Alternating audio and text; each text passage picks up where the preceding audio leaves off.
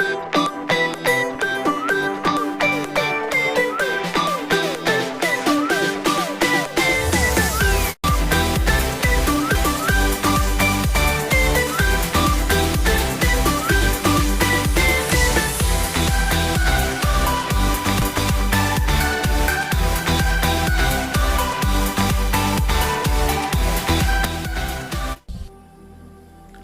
Children, ఎట్లా ఉన్నారు? అందరూ బాగున్నారా? మీరందరూ సంతోషంగా ఉన్నారని అనుకుంటున్నాను. మన సండే స్కూల్ అందరూ రెగ్యులర్గా చూస్తున్నారు కదా. మన ఆన్లైన్ సండే స్కూల్ని ప్రారంభిద్దాం. అందరూ రండి, త్వరగా రండి. అందరూ మీ బైబిల్ తీసుకొని త్వరగా వచ్చి కూర్చోండి. ప్రార్థనతో సండే స్కూల్ని ప్రారంభిద్దామా? ఉదయల తండ్రి, ఓ ప్రేమ కలిగిన యేసు ప్రభువా, నీ కృప నీ కనికరం బట్టి వందనములు. సజీవుడైన గొప్ప దేవా, ప్రేమ కలిగిన తండ్రి, మీరు మమ్మల్ని మా బిడ్డల్ని ప్రేమించి ఇచ్చిన ఈ నూతన యొక్క ఆదివారపు సండే స్కూల్ని బట్టి నీకు వందనం చెల్లించుకుంటున్నాను. దయగలిగిన తండ్రి, నీ బలమైన సన్నిధి, నీ ప్రసన్నత మాకు తోడుగా ఉంచుము. మా బిడ్డల్ని మమ్మల్ని మీరు దీవించుము. మాకు ఇస్తున్న ఆరోగ్యాన్ని బట్టి వందనములు.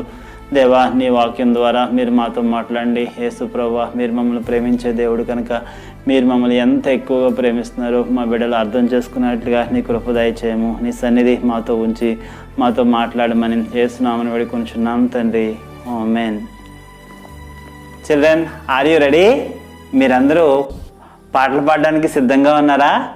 ఎందుకంటే పిల్లలమైన మనము మన పాటలతోటి దేవుణ్ణి స్తుతించాలి. ఎందుకంటే దేవుడు ఏం చెప్పారు అంటే, బాలుర ఎక్కయో చంటి పిల్లల ఎక్కయో స్తుతులమున ఆయన గొప్ప దుర్గాన్ని స్థాపించి దాని మీద ఆయన ఆసీనుడై ఉంటాడంట.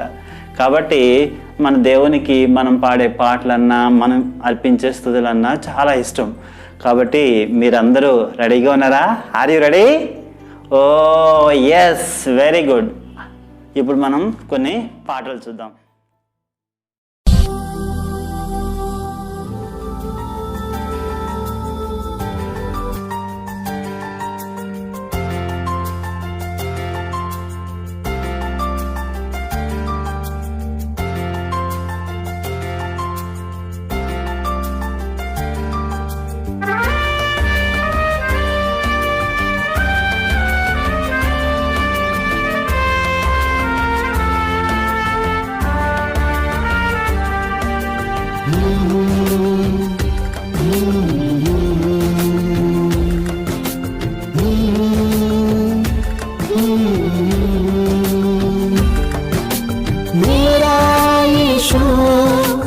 सबसे है महान प्यारा यीशु, सबसे है महान मेरा यीशु, सबसे है महान प्यारा यीशु, सबसे है महान। मैं बनूंगा यीशु के समान, मैं रहूंगा यीशु के समान, मैं बनूंगी यीशु के समान, मैं रहूंगी यीशु के समान।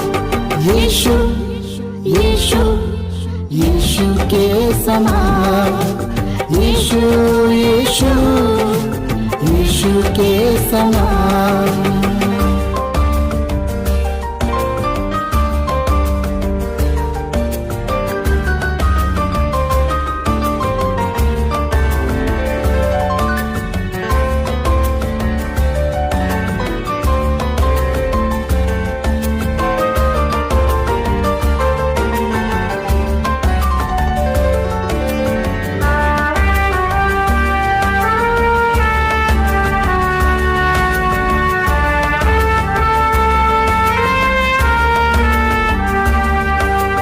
जैसे यीशु ने क्षमा किया है, वैसे मैं भी क्षमा करूँगा।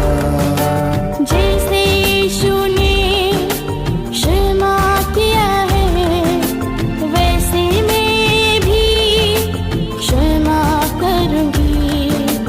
दुश्मनी छोड़ दोस्ती करूँगा, दुश्मनी छोड़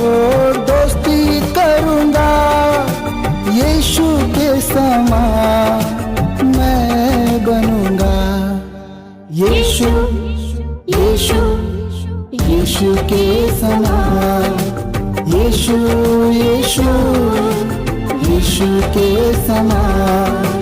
मेरा यीशु सबसे है महान, प्यारा यीशु सबसे है महान। मैं बनूंगा यीशु के समान, मैं रहूंगा यीशु के समान। मैं बनूंगी यीशु के समान, मैं रहूंगी यीशु के समान। సబాత్ బడి సంఘానికి నారుమడి, పాత నిబంధనలోని సబాత్ బడి సునగోగు, నేటి క్రొత్త నిబంధన సండే స్కూల్కు సాదృశ్యం. సామెతలు 22:6. బాలుడు నడవవలసిన త్రోవను వానికి నేర్పుము, వాడు పెద్దవాడైనప్పుడు దాని నుండి తొలగిపోడు. మరి మనమంతా క్రమంగా సండే స్కూల్కు వెళ్ళాలి. సన్నీ బన్నీ చిట్టు డిప్పు రండి రండి రండి.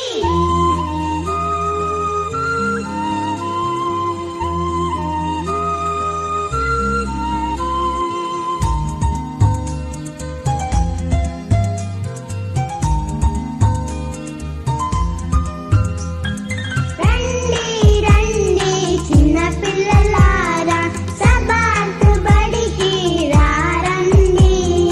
రండి రండి చిన్న పిల్లలారా, సబాత్ బడికి రారండి. ఇది సంఘానికి నారుమడి, యేసు మాట దొరుకు వాక్యబడి. రండి రండి చిన్న పిల్లలారా, సబాత్ బడికి రారండి.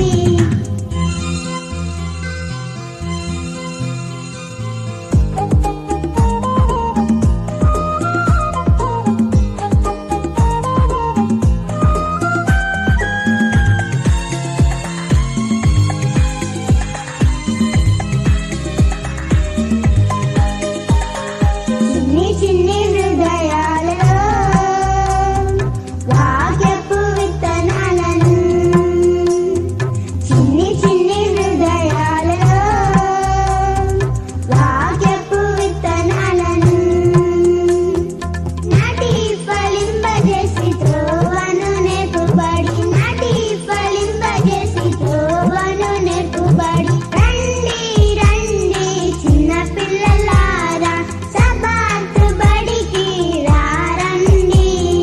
రండి రండి చిన్న పిల్లలారా, సబాత్ బడికి రారండి.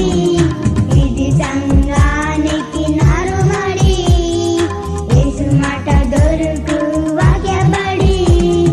రండి రండి చిన్న పిల్లలారా, సబాత్ బడికి రారండి.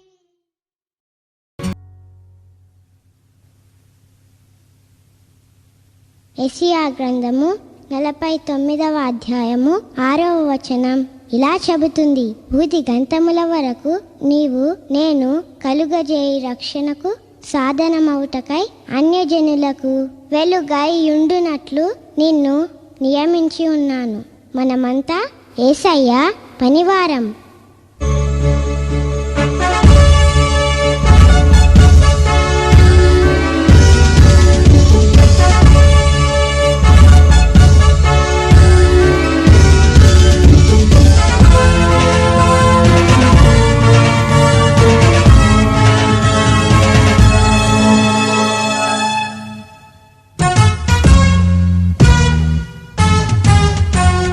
మనమే సాధనము, మనమే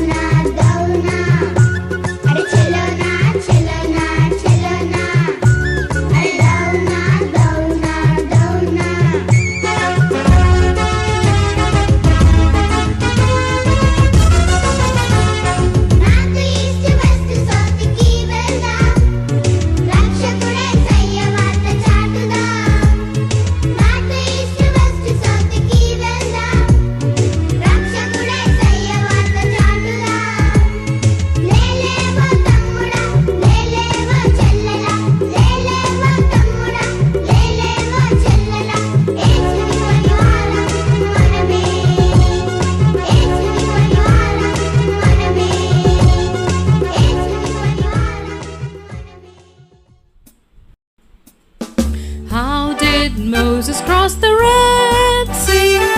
How did Moses cross the Red Sea? How did Moses cross the Red Sea? How did he get across? Did he swim? No, no. Did he sail? No, no. Did he fly? No, no, no, no. Did he walk? No, no. Did he run? No, no. How did he get across? God blew with his wind, puff, puff, puff, puff. He blew just enough, enough, enough, enough. And through the sea, God made a path. That's how he got across. And through the sea, God made a path. That's how he got across.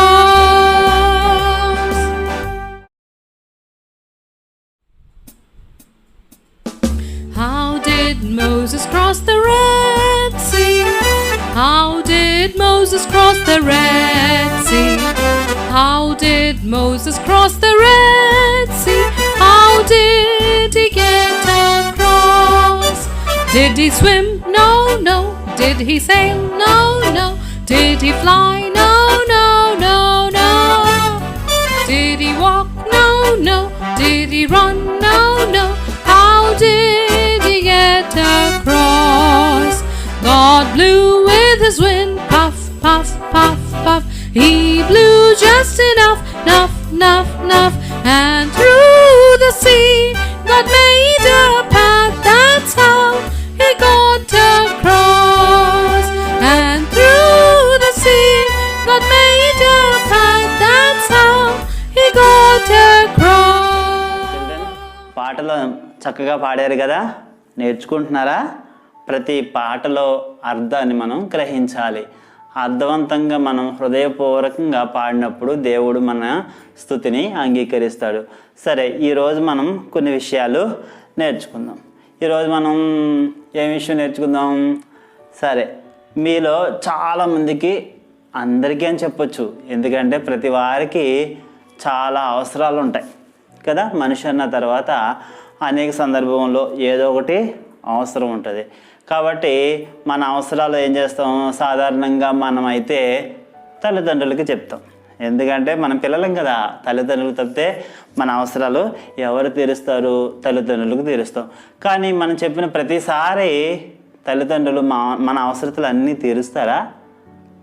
తీర్చరు. కొన్నిసార్లు ఏం చేస్తారు అంటే ఒక సగం వరకు మన అవసరతలో తీరుస్తారు. కొన్నిసార్లు ఇంకేం చేస్తారంటే ఇంకొన్ని ఎక్కువ తీరుస్తారు. ఒక్కొక్కసారి మనం అడిగిన అన్నీ వాళ్ళు ఇచ్చినా సరే వాళ్ళు చివరికి ఒక వార్నింగ్ ఇస్తారు. ఏంటంటే ఈసారికి ఎప్పుడు ఎట్లాగే చేస్తానని అనుకోవద్దు అని చెప్తారనమాట. ఎందుకంటే మన తల్లిదండ్రులు మనకు కావాల్సిన కొన్ని అవసరాల మార్కే తీరుస్తారు, కానీ అన్నీ తీర్చడు. ఫర్ ఎగ్జాంపుల్, నీకు బాగా లడ్డూలు అంటే ఇష్టం అనుకో. నేను బాగా ప్రేమించే పక్కింటి ఆంటీ వాళ్ళు లడ్డూలు చేసుకున్నారు. నీకు ఎన్ని ఇస్తారు? 1 ఇస్తారు, 2 ఇస్తారు. నీ మీద ఇంకా ఎక్కువ ప్రేమ అయితే ఒక 3-4, అంతకు మించి నీకు ఇవ్వరు. అదే మీ మమ్మీ లడ్డూలు చేసింది అనుకో, ఎన్ని ఇస్తుంది నీకు? 4-5 ఇస్తుంది, అంతకు మించి ఇవ్వదు. ఎందుకంటే అంతకు మించి ఎక్కువ తిన్నావు అనుకో నీకు డైజెషన్ కాదు, వామిటింగ్ వస్తాయని. కాబట్టి పక్కింటి ఆంటీ ఇచ్చేదానికి కొంచెం లిమిట్ ఉంది. నిన్ను ప్రేమించే మీ తల్లిదండ్రులు ఇచ్చేదానికి ఇంకొంచెం లిమిట్ ఉంది. కానీ దేవుడైతే మనకిచ్చే ఆశీర్వాదాలకు లిమిటే లేదు. కాబట్టి దేవుడు మనల్ని ఎంత ఎక్కువగా ఆశీర్వదిస్తారు అంటే, మనల్ని ఎక్కువగా ప్రేమించే మన ఫ్రెండ్స్ కన్నా, మనల్ని ఎక్కువగా ప్రేమించే మన బంధువుల కన్నా, మనల్ని ఎక్కువగా ప్రేమించే మన తల్లిదండ్రుల కన్నా కూడా దేవుడు మనల్ని ఏం చేస్తున్నాడంటే ఇంకా ఎక్కువ ప్రేమిస్తాడు, ఇంకా ఎక్కువ ప్రేమిస్తాడు. ఎందుకంటే ఆయన మన ప్రతి అవసరతను తీర్చడమే కాకుండా ఇంకా మనం అడిగిన దానికంటే ఆయన మనకి ఎక్కువగా ఇచ్చే దేవుడు అనే విషయం ఈరోజు మనం లెసన్లో తెలుసుకుందాం. ఓకేనా? సరే, చాలా సంవత్సరాల క్రితం ఇశ్రాయేల్ దేశంలోని ఒక పెద్ద పాఠశాల ఉంది. పాఠశాల అంటే ఏంది? స్కూల్. ఆ పాఠశాల పేరు ఏంటంటే ప్రవక్తల పాఠశాల. దాని పేరేంది? ప్రవక్తల పాఠశాల. ప్రవక్తల పాఠశాల ఏంది అనుకుంటున్నారా?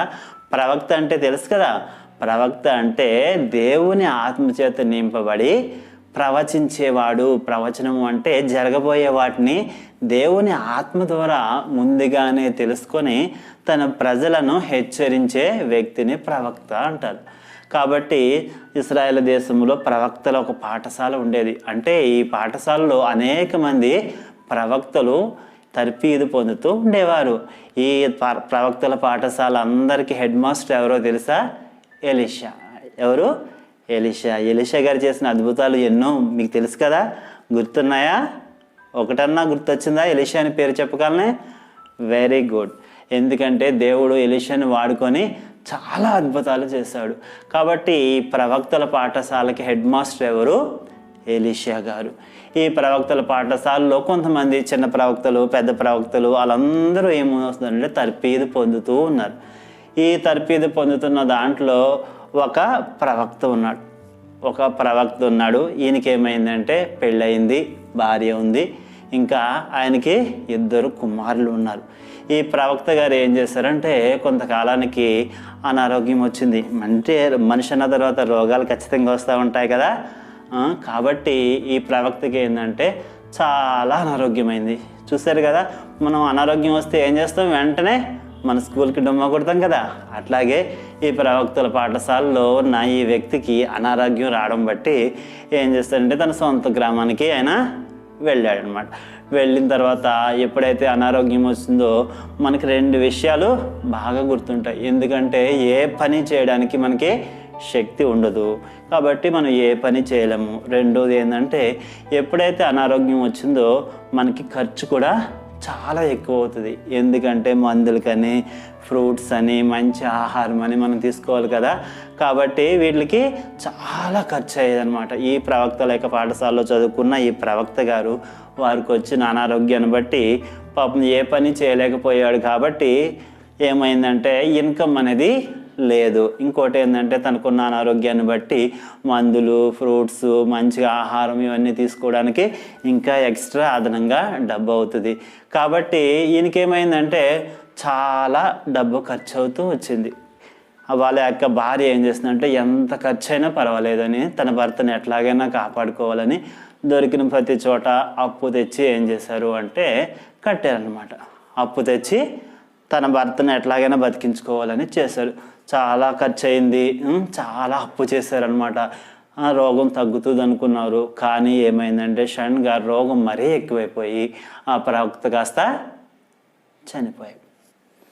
అప్పుడు పాపం తన యొక్క భార్య, 2 బిడ్డలు చాలా దుఃఖంలో ఉన్నారు, వేదనలో ఉన్నారు. ఎంతో ఖర్చు పెట్టారు, తగ్గుతుంది అనుకున్నారు, కానీ తగ్గలేదు.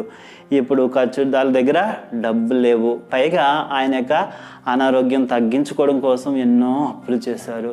తీరా ఆయన ఏం చేశారంటే చనిపోయారు. చాలా బాధపడ్డారు. కొంతకాలం భూస్థాపన చేశారు. కార్యక్రమం అయిపోయింది. భూస్థాపన అయిపోయిన తర్వాత ఇంటికి వచ్చారు, బాధతో దుఃఖంతో ఉన్నారు. ఇంకా నెక్స్ట్ డే ఏమైంది అంటే మీరు మరి ప్రవక్త గారు ఆరోగ్యం కోసం చాలా డబ్బులు ఖర్చు పెట్టారు కదా, అప్పు చేశారు కదా. అప్పులు వాళ్ళు వచ్చారు.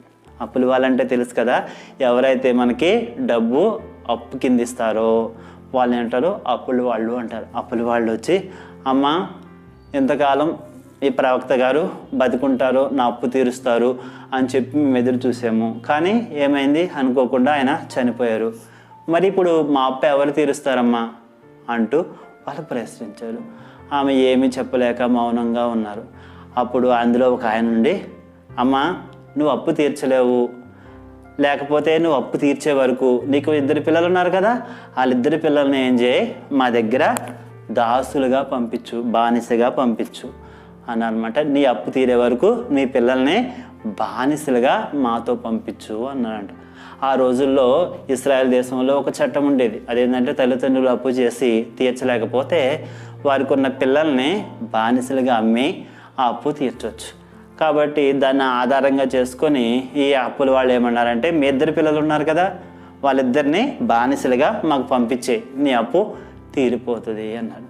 అప్పుడు పాపం ఆ స్త్రీ చాలా వేదనతో బాధపడ్డది. ఎందుకంటే బాగుపడతాడు అనుకున్నా తన భర్త బాగుపడలేదు. తనకున్న చిన్న బిడ్డలు, వారు మరీ పెద్దవాళ్ళు కూడా కాదు, చిన్నవాళ్ళే, 2 కొడుకులు. వాళ్ళని ఏం చేయాలి? బానిసలుగా పంపించాలి అంటే ఏ తల్లికైనా చాలా కష్టం. మరి వాళ్ళిద్దరిని పంపిస్తే ఈమె ఒంటరిది అయిపోతుంది. అట్లా పంపిస్తే వారి జీవితం నాశనం అయిపోతుంది. ఏం చేయాలో అర్థం కాక, అయ్యా నాకు కొన్ని రోజులు టైం ఇవ్వండి, ఎలాగైనా సరే మీ బాకీని ఏదో విధంగా నేను తీరుస్తాను, నా మాట నమ్మండి అని చెప్పి బతిమాలుకున్నదనమాట. అప్పుడు సరే ఎన్ని రోజులు ఆగాం కదా, ఈ స్త్రీ మళ్ళీ ఇంకా బతిమాలుతుంది కాబట్టి కొన్ని రోజులు గడివిస్తున్నాను అమ్మ, తర్వాత మళ్ళీ వస్తాము, ఈసారి ఇస్తే డబ్బులన్నా ఇవ్వాలి, లేకపోతే నీ పిల్లలనైనా బానిసలుగా మాతో పంపించాలి, ఈ 2 విషయాలు నువ్వు తేల్చుకోవాలి, అంతేకాని మళ్ళీ గడువు అంటూ ఇవ్వు మీకు అని చెప్పి ఖచ్చితంగా అప్పులు వాడు చెప్పి వెళ్ళిపోయాడు అనమాట. వెళ్ళిపోయిన తర్వాత ఆ స్త్రీకి ఏం చేయాలో అర్థం కాలేదు, బాధపడుతూ ఉన్నది. ఆయన ప్రవక్త కదా, చాలాసార్లు వీళ్ళు కూడా ప్రార్థన చేస్తూ ఉంటారు కదా, దేవుని ప్రేమ వాళ్ళకి తెలుసు కదా, కాబట్టి ఒక ఆలోచన వచ్చిందనమాట.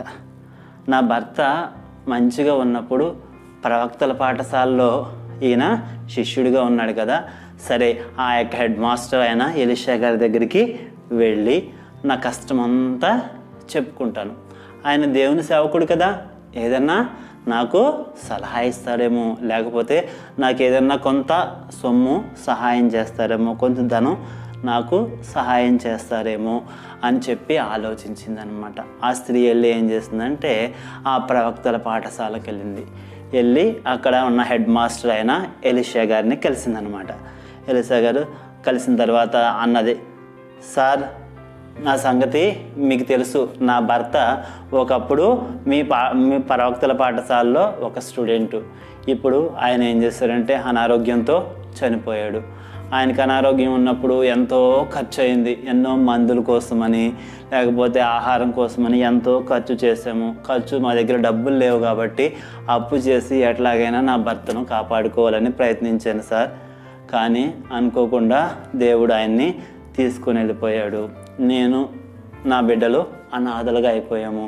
నా భర్త యొక్క ఆరోగ్య నిమిత్తమే నేను ఎన్నో ఖర్చు చేశాను, అవన్నీ అప్పులుగా నా మీద ఇప్పుడు పడి ఉన్నాయి. కాబట్టి నా భర్త చనిపోయిన కొద్ది రోజులకే అప్పులు వచ్చి నా అప్పులు తీరుస్తారా లేదా అని చెప్పి మమ్మల్ని అడుగుతున్నారు సార్.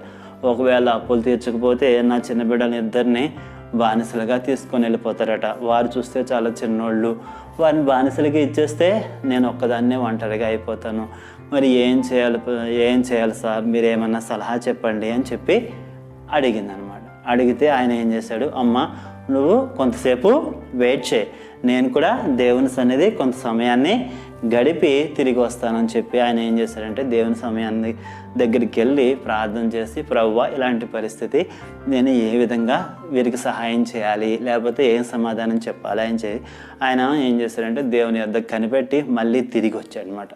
తిరిగి వచ్చి, అమ్మ నేను ఒక విషయం అడుగుతాను, సూటిగా సమాధానం చెప్పు అంటే, సరే సార్ మీరు ఏది అడిగినా నేను చెప్తాను అన్నదనమాట. అమ్మ మీ ఇంట్లో ఏమున్నాయి, మీ దగ్గర ఏమున్నాయి అని చెప్పాను అనమాట. ఆమె చెప్పింది, అయ్యా నిజంగా చెప్తున్నాను, మా ఇంట్లో ఒక నూనె బుడ్డే ఉంది. అంటే నూనె బుడ్డే అంటే నూనె వేసుకునే ఒక బాటిల్ నూనె బుడ్డే ఉంది. అందులో ఏముంది, కొంచెం నూనె మాత్రం ఉంది. ఒక నూనె బుడ్డే ఉంది, అందులో కొంచెం నూనె మాత్రమే ఉంది, కానీ మిగతా ఏమీ నా దగ్గర ఆస్తులు కానీ లేకపోతే ఆహార పదార్థాలు కానీ ఏమీ లేవమ్మా, ఏమీ లేవు సార్ అని చెప్పింది అనమాట. సరే అమ్మా, నీ దగ్గర నూనె బుడ్డ ఉంది కదా, నేను చెప్పినట్లు చెయ్యి. ఈరోజు నువ్వు ఇంటికి వెళ్ళు. ఇంటికి వెళ్ళిన వెంటనే నీ ఇరుగు పొరుగు వారు ఉంటారు కదా, వాళ్ళందరి దగ్గరికి వెళ్ళి వాళ్ళందరి దగ్గర నుంచి వాళ్ళ యొక్క ఇంట్లోంచి ఖాళీ పాత్రలు అంటే ఎంటీ వెజిల్స్, వాళ్ళ దగ్గర నుంచి బిందెలు, కుండలు, లేకపోతే గిన్నెలు, అట్లాగా బాటిల్స్ అలాంటివి తీసుకో. అంటే నీకు ఇరుగు పొరుగు వారు అందరి దగ్గర నుంచి నువ్వెన్ని కలెక్ట్ చేయగలుగుతావో అన్ని ఖాళీ పాత్రల్లో కలెక్ట్ చేయమ్మా అని చెప్పాను అనమాట. సరే సార్ కలెక్ట్ చేస్తాను. తర్వాత ఏం చేయాలి, తర్వాత ఏం చేస్తావంటే అన్ని ఖాళీ పాత్రల్లో కలెక్ట్ చేసిన తర్వాత నీవు నీ కుమారులు ఇంట్లోకి రండి, తలుపు వేసేయండి. తలిపి వేసేసిన తర్వాత నీ దగ్గర ఉన్నది బుడ్డలో సగం నూనె ఉందన్నావు కదా, ఆ నూనె ఉన్న బుడ్డని తీసుకొని ఏం చేయాలి, ఈ ఎంటీ పాత్రలో అంటే ఖాళీ పాత్రలో కొంచెం కొంచెం కొంచెం కొంచెం కొంచెం నూనె పోయి అన్నిటిలో. కాబట్టి ఆ విధంగా పోయి తర్వాత దేవుడే చూసుకుంటాడు అని చెప్పాడు అనమాట. చెప్పినప్పుడు ఏమైందంటే సరే అని చెప్పి వెంటనే వెళ్ళిందనమాట. అంటే ఆమెకు అర్థమైంది, దేవుని యొక్క సేవకులు నాకు ఒక అద్భుతం నా గృహంలో జరగబోతుంది అనే విషయం తెలిసింది. ఇరుగు పొరుగు వాళ్ళందరి దగ్గరికి వెళ్ళి దొరికిన వాళ్ళందరి దగ్గర నుంచి బిందెలు, చెంబులు, సీసాలు ఇవన్నీ అరువు తీసుకొచ్చింది. అందరూ అడుగుతున్నారు, అమ్మ ఎందుకు ఇవన్నీ అంటే, మీరే ఏం జరుగుతుందో నా గృహంలో మీరే త్వరలో చూడబోతారు, అప్పుడే నేను చెప్తాను అని చెప్పింది అనమాట.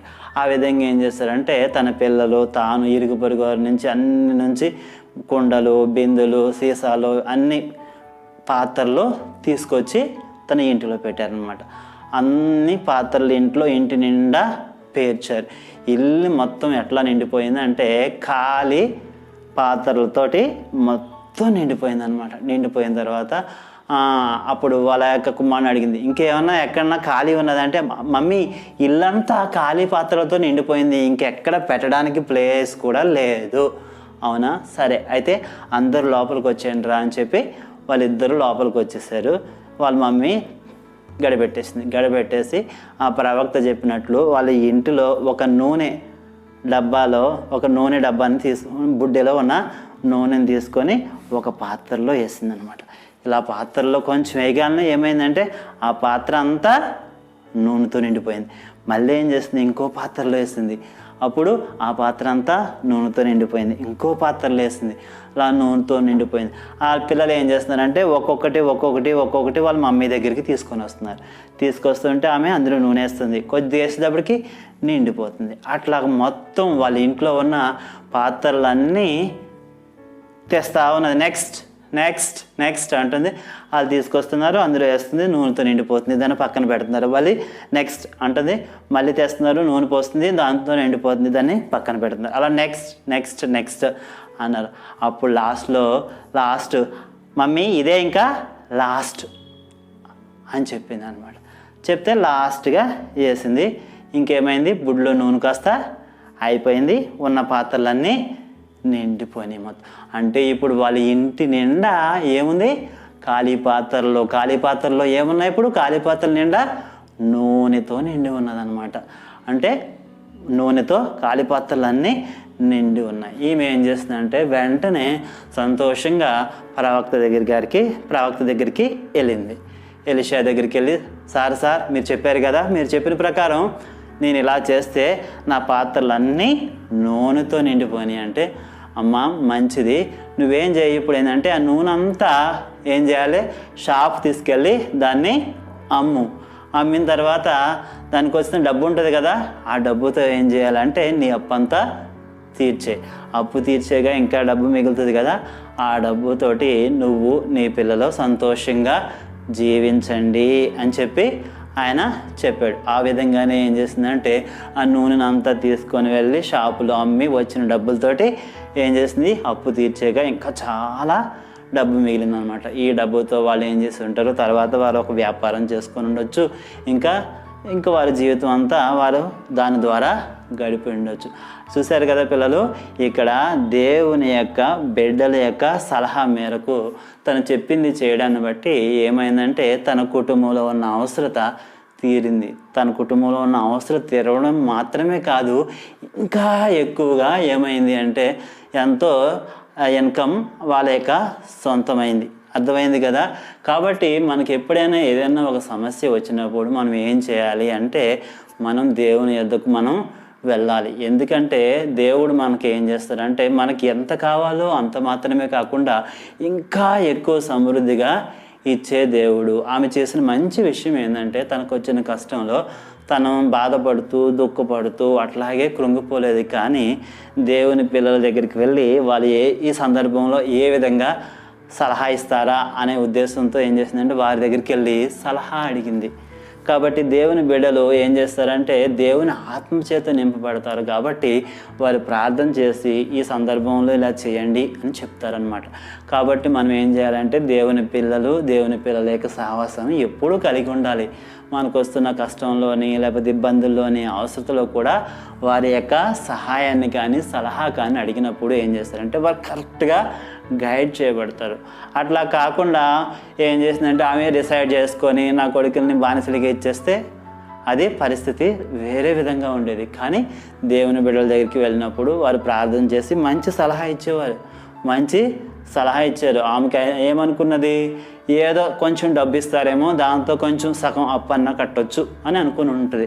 కానీ దేవుడు ఏం చేశాడంటే అద్భుతంగా తన అప్పు మొత్తం తీరిపోవడం మాత్రమే కాదు, కానీ ఇంకా తను బతకడానికి కావలసిన వనరులన్నీ దేవుడు ఏం చేశాడు, వాళ్ళకి సమకూర్చాడు.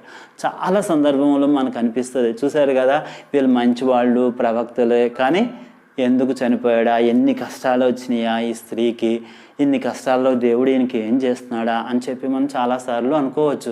కానీ అలాంటి కష్ట సందర్భంలో కూడా వారికి ఎవరు సహాయం చేశారు, దేవుడే వారికి సహాయం చేశాడనమాట. దేవుడు వారికి సహాయం చేయడం బట్టి వాళ్ళ కష్టాలన్నీ సంతోషంగా మారిపోయినాయి. మన దేవుడు ఎలాంటి వాడంటే మనం అడిగి వాటికంటే కూడా మనం ఊహించు వాటికంటే కూడా అత్యధికంగా ఆయన ఏం చేస్తాడు, మనకి దయచేయువాడు. మనకి అత్యధికంగా ఆయన మనకు దయచేసేవాడు. కాబట్టి దేవుని వాక్యమైన యాకోబు గ్రంథం దేవుని వాక్యంలో మనం చూసినట్లయితే యాకోబు రాసిన పత్రిక 1వ అధ్యాయము 5వ వచనంలో చూస్తే, మీలో ఎవరికైనా జ్ఞానం కొదువుగా ఉన్న ఎడల అతడు దేవుణ్ణి అడగవలెను, అప్పుడు అది అతనికి అనుగ్రహించబడును. ఆయన ఎవరిని గద్దింపక అందరికీ ధారాళంగా దయచేయువాడు. మనలో ఎవరికైనా జ్ఞానం కొద్దిగా ఉంటే మనం ఏం చేయాలి, దేవుణ్ణి అడగాలి. ఎందుకంటే చదువుకుంటున్న పిల్లలైనా మనకి ఏమవసరం, జ్ఞానం అవసరం. ఎందుకంటే మన చుట్టూ ఎంతో జ్ఞానం ఉంది. జ్ఞానం నేర్చుకోవడానికే కదా మనం స్కూల్కి వెళ్తున్నాం. కాబట్టి మనకు జ్ఞానం కొద్దిగా ఉంటే మనం ఏం చేయాలి, దేవుణ్ణి అడగాలి. ఇంకా మన చుట్టూ దుష్టులైన స్నేహితులు ఉంటారు, వాళ్ళతోటి ఎట్లా మెలగాలి అనే విషయానికి మనకి ఎంతో జ్ఞానం అవసరం. కాబట్టి దేవుణ్ణి అడగాలి. మన జ్ఞానం ఆయన అడిగినప్పుడు ఆయన ఏం చేస్తాడు అంటే, అప్పుడు కొదువుగా నెల అతడు దేవుణ్ణి అడగవలను, అప్పుడు అది అతనికి అనుగ్రహించబడును. ఆయన ఎవ్వరిని గద్దింపగా ఏం చేస్తాడంటే, గద్దింపక అందరికీ ధారాళంగా దయచేస్తాడు. దేవుడు ఎట్లా ఇస్తాడంట, ధారాళంగా ఇస్తాడు. కాబట్టి మనం ఏ విషయమైనా సరే మనకి ఏదైనా కొదువుగా ఉన్నా మనం వెంటనే ఏం చేయాలి, దేవుణ్ణి అడగాలి. ఆయన ఏం చేస్తాడంటే మనం కొద్దిగా మాత్రమే కాదు, కానీ ఆయన మనకి ధారాళంగా ఇచ్చే దేవుడు. అలాంటి గొప్ప దేవుణ్ణి మనం కలిగి ఉన్నాం. మరి సరే, మీకు వచ్చిన అవసరతలు అన్నిటిలో మీరు దేవుణ్ణి అడుగుతారా? మీకు జ్ఞానమే కాదు, బలము, శక్తి, ఇంకా ఆరోగ్యాన్ని అడగాలి. సరే, మరి దేవుణ్ణి అడుగుదామా, ప్రార్థన చేసుకుందామా? సరే. ఓ దయగల తండ్రి, ఓ ప్రేమ కలిగిన యేసు ప్రభువా, నీ కృప, నీ కనికరం బట్టి వందనములు. సజీవుడు, సర్వశక్తివంతుని గొప్ప దేవ, ప్రేమ కలిగిన తండ్రి, నువ్వు ఎలా అయినా మంచి దేవుడివి.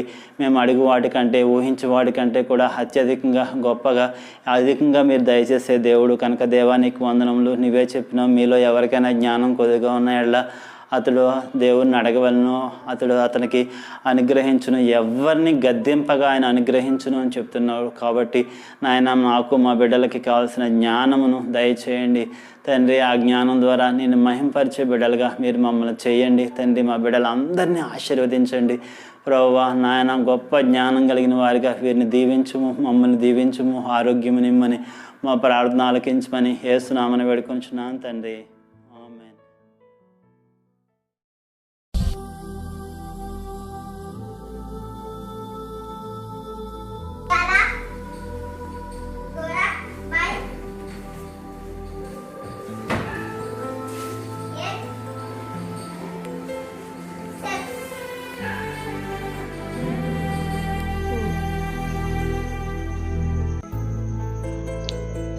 చెప్పండి.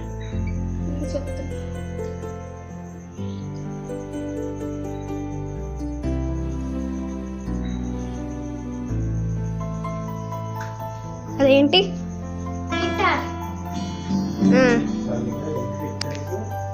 210.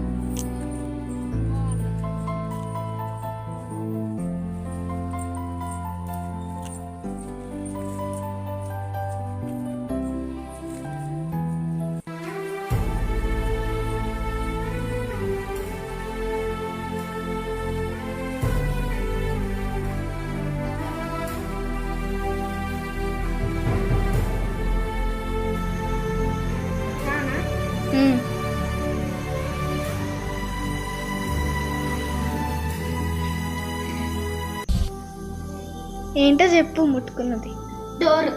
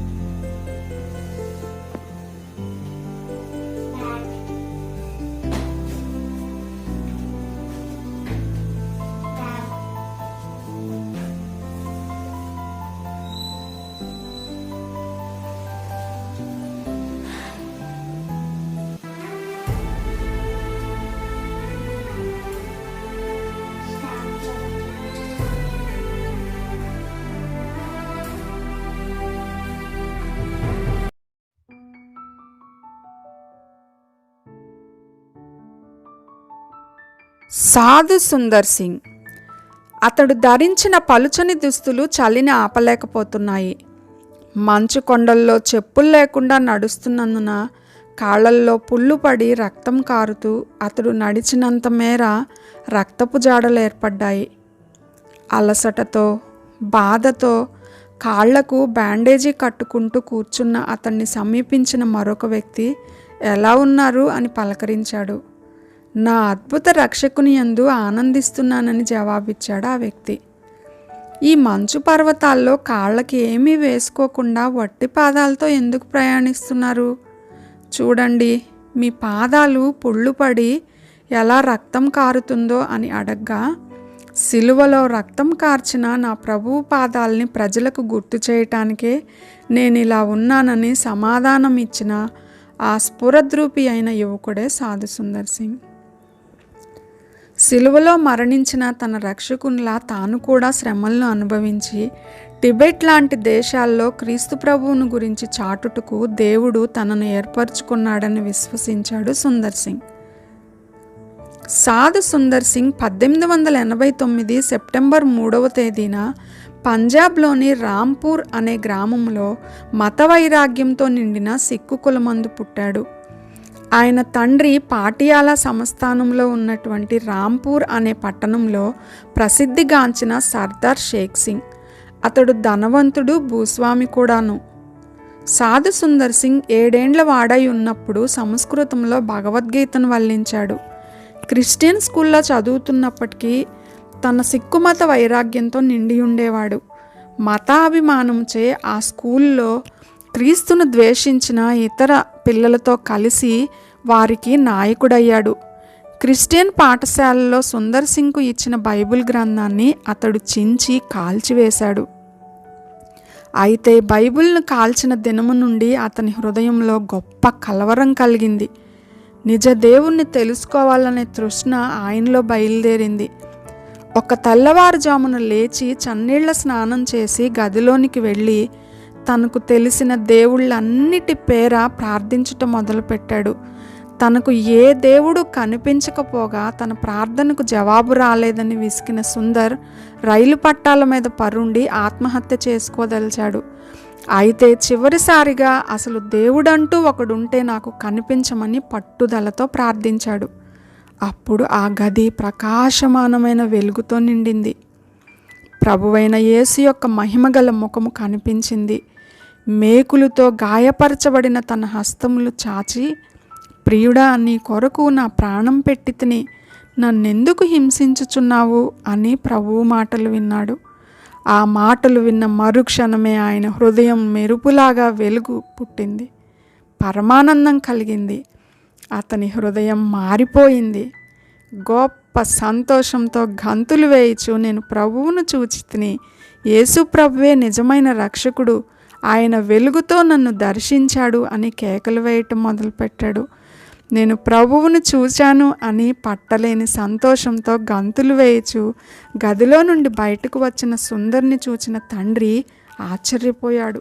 3 దినముల క్రితమే కదా నీవు బైబిల్ని కాల్చివేశావు, ఇప్పుడు నేను ప్రభువును చూశాను, నా హృదయంలో గొప్ప సమాధానం పొందాను అని చెప్తున్నావేంటి? ఇక నీవు క్రైస్తవుడు అయినట్లయితే, యేసును అంగీకరించినట్లయితే నా కుమారునిగా ఉండటానికి వీలు లేదు. ఈ ఇంటిలో నీకు ఇక స్థానం లేదు, బయటకు వెళ్ళిపోమన్నాడు తండ్రి. పరలోకపు తండ్రి యందు విశ్వాసం ఉంచిన సుందర్ సింగ్ ఇల్లు వదిలిపెట్టి క్రీస్తుకు సాక్షిగా ఉండటకు బయలుదేరాడు. ఒకరోజు సుందర్ సింగ్ తల్లిదండ్రులు వీడెక్కడైనా నేను ఫలాని వాని కుమారుణ్ణి అని అనిపించుకొని మాకు మా కులానికి సిగ్గు తెస్తాడేమో అనుకొని వీడు బ్రతికి ఉండుట కంటే చచ్చుటే మేలు అని తలంచి ఎంతో ప్రేమగా నటించి ప్రేమగా ఇంటికి పిలిచి విషము కలిపిన ఆహారం పెట్టారు. ఆ ఆహారం భుజించిన సింగ్ ఒక పాదిరిగారి ఇంటి దగ్గరకు వెళ్ళగా అక్కడ స్పృహ తప్పి పడిపోయాడు. వెంటనే ఆ పాదిరిగారు సుందర్ సింగ్ను తన గృహంలోనికి చేర్చుకొని ప్రార్థన చేయగా ఆ విషము విరిగిపోయింది. ఆ విష ప్రభావం నుండి పూర్తిగా కోలుకొని స్వస్థత పొందాడు. తరువాత సుందర్ తన 16వ ఏట బహిరంగంగా క్రీస్తును అంగీకరించి బాప్తిస్మము పొందాడు. ఎన్ని శ్రమలు శోధనలు వచ్చినప్పటికీ యేసును వెంబడించుటలో వెనుతీయని సుందర్ సింగ్ ముందుకే కొనసాగుతూ క్రీస్తుని గురించి సాక్ష్యమిచ్చుచుండెను. అతనిని ఏదో ఒక రీతిగా వెనక్కి లాగాలి అని ప్రయాసపడిన సుందర్ సింగ్ బంధువు ఒకరోజు సుందర్ సింగ్తో ప్రేమగా మాట్లాడి తన ఇంటికి తీసుకొని వెళ్ళి వారికున్న ఆస్తిని అంతటిని చూపించి, నా యొద్ద ఎంతో వెండి బంగారము ఉన్నాయి, నీవు చేయవలసింది ఏంటంటే క్రీస్తుని విడిచిపెట్టి మరలా సిక్కు కులమును వెంబడించినట్లయితే ఈ బంగారము, వెండి, ఆస్తి అన్నీ నీకే ఇచ్చేస్తాను అని చెప్పారు. అందుకు సుందర్ సింగ్ చిరునవ్వుతో, నీ ఆస్తి నీవే ఉంచుకో, నీ వెండి బంగారాలు నాకు అక్కర్లేదు. ఈ అల్పమైన వాటి కొరకు అత్యున్నతమైన దేవుణ్ణి, ఆయన ఇచ్చు పరలోక రాజ్యాన్ని నేను ఎలా పోగొట్టుకుంటాను? క్రీస్తు ఉండగా నాకు ఈ లోకంలోంది ఏదీ అక్కర్లేదు అని ముందుకే సాగిపోయేవాడు.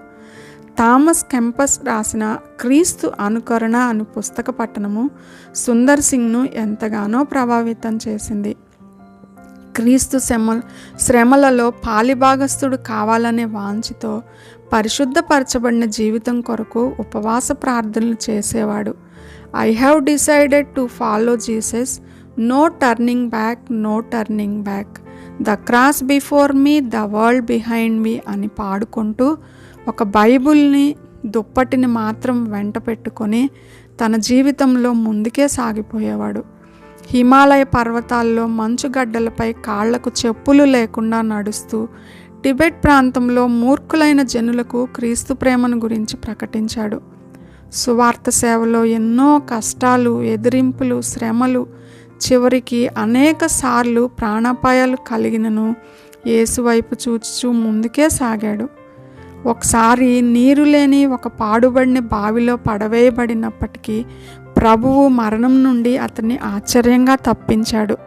సువార్త ప్రకటన నిషేధింపబడిన నేపాల్లో సుందర్ సింగ్ని సువార్త ప్రకటిస్తున్నాడనే నేరంతో పట్టుకొని జైల్లో వేశారు. అక్కడ తోటి ఖైదీలకు వాక్యం బోధిస్తున్నందుకు అతని కాళ్లకు, చేతులకు జలగలను కట్టి శరీరంపై వేశారు. జలగలు రక్తం పీలుస్తున్న ఆ బాధలో కూడా ప్రార్థిస్తూ పాటలు పాడుతున్న సుందర్ సింగ్ను పిచ్చివాడు అనుకొని జైలు నుండి పంపేశారు. శ్రమల్లో ఆనందించే నీ భక్తి రహస్యమేంటి అని అడిగినప్పుడు, నా శ్రమల్లో, బాధల్లో క్రీస్తు శిలువే నాకు ఆదరణ కలుగు చేసి నిరీక్షణిస్తుంది. నా కొరకు నా యేసు ప్రభువు పరలోక మహిమను వదిలి శిలువను సహించగా ఆయన కొరకు ఆత్మలను సంపాదించుటకై నేను నా శిలువను మోయటలో గొప్పతనం ఏమీ లేదని చెప్పేవాడు. కాషాయ అంగి, తలకు పాగా, గడ్డంతో సాధువుగా కనిపించే సుందర్ సింగ్ యొక్క ముఖములో క్రీస్తు యొక్క తేజస్సు, ప్రేమ, కనికరములు ప్రజ్వలించుచుండేవి. అనేకులు ఆయనలో క్రీస్తును చూచుచుండేవారు. దేవునితో ముఖాముఖిగా మాట్లాడుట, దేవుని ప్రేమను ఇతరులకు వెల్లడి చేయుట, యేసు ప్రభువు నామములో అనేక స్వస్థతలు, అద్భుతములు చేయుట ద్వారా అనేకులను ప్రభువు వైపు తిప్పాడు. హిమాలయ పర్వతాల్లో కాలినడకన సంచరిస్తూ అనేక చోట్ల తిరుగుచూ గొప్ప పరిచర్య చేయసాగాడు. అనేక పట్టణములు, ప్రాంతములు, దేశములు ప్రయాణం చేసి సువార్తను ప్రకటించి అనేక ఆత్మలను రక్షణలోనికి నడిపించాడు. ఈయన ప్రసంగములు బహుసులభ శైలిలో ప్రతి వారు గ్రహించుకున్నట్లు ఉపమానములతోనూ సువార్త సత్యములతోనూ నిండి ఉండేవి. సుందర్ సింగ్ యొక్క పరిచర్య ప్రభావము భారతదేశపు ఎల్లలు దాటింది. ఐరోపా, అమెరికా, ఆస్ట్రేలియా దేశాల వరకు ఆయన పయనించి సువార్తను బోధించేవాడు. సువార్త ద్వారములు మూయబడిన టిబెట్ దేశంలో సువార్త ప్రకటించుటకు కాలినడకన హిమాలయ కొండల్లో ప్రయాణం చేసి అచ్చటి బౌద్ధ మతస్థులకు సువార్తను ప్రకటించుటకు భారం కలిగిన సుందర్ సింగ్ అనేక సార్లు వ్యాధిగ్రస్తుడయ్యాడు. ఒకసారి ఇంచుమించు 3 సంవత్సరాలు సిమ్లా కొండలలో విశ్రాంతి తీసుకొనవలసిన పరిస్థితి ఏర్పడగా ఆ సమయంలో కొన్ని పుస్తకాలు రాశాడు. అవి నేటికి ఆశీర్వాదకరంగా ఉన్నాయి. చివరిసారిగా టిబెట్కు ఒంటరిగా కాలినడకన ప్రయాణమై సుందర్ సింగ్ మరలా తిరిగి రాలేదు. ఒకవేళ తాను వెళ్ళదలుచుకున్న ప్రాంతానికి వెళ్ళి అక్కడ సువార్త విరోధుల చేతుల్లో హతసాక్షి అయినా, లేక మార్గంలో చనిపోతే దేవుడు మోషేని సమాధి చేసినట్లు ఆయన సమాధి చేసినో, లేక నా రాకడ వరకు అతడు మరణం చూడడు అన్నట్లు ఆ హిమాలయ కొండల్లో ఏదో ఒక ప్రాంతంలో విజ్ఞాపన చేయుచూ ఉండెనో మనం ఎరుగుము. అయితే సుందర్ సింగ్ మన భారతదేశంలో పుట్టి రక్తం కారుచున్న పాదములు కలిగిన గొప్ప సువార్థికుడిగా పేరు పొంది క్రీస్తు వలె జీవించి అనేక ఆత్మలను సంపాదించాడు. క్రీస్తును లోకానికి ప్రకటించుటయే నా ధ్యేయం అన్న సుందర్ సింగ్ సువార్త కొరకే చివరి వరకు పయనించాడు. పిల్లలు, మరి మనం కూడా యేసు కొరకు గొప్ప కార్యములు చేద్దామా మరి?